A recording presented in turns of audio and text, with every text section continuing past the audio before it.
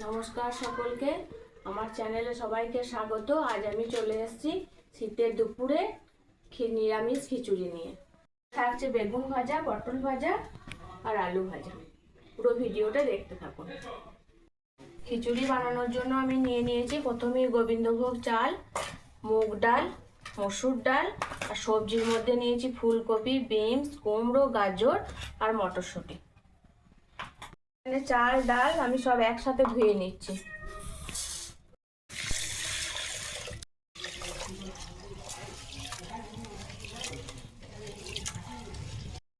এটাকে খুব ভালো করে ধুয়ে নিতে হবে।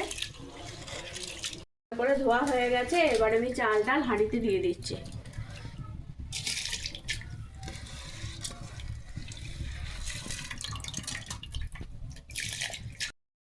খিচুড়ির মশলার জন্য আমি আদা, কাঁচা লঙ্কা আর টমেটো একটা পেস্ট বানিয়ে নেব।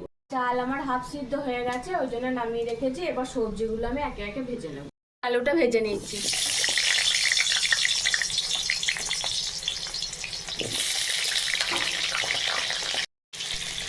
দিচ্ছি অল্প হলুদ, লবণটা আগিয়ে দিয়েছি। এবার আমি বাকি সবজিগুলো সব ভেজে নিচ্ছি।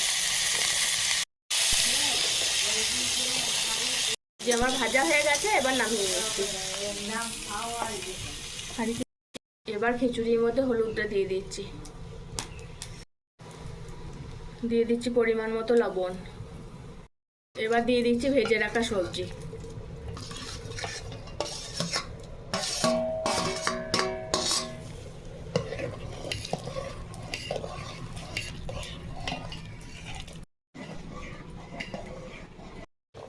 এবার দিয়ে দিচ্ছি মটরশুঁটি।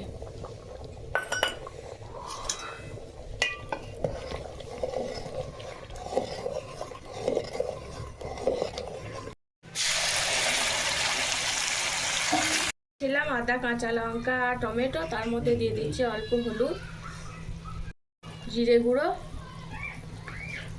আর অল্প লঙ্কা গুঁড়ো।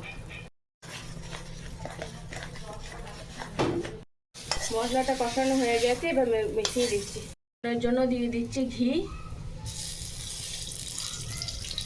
শুকনো লঙ্কা আর গোটা জিরে।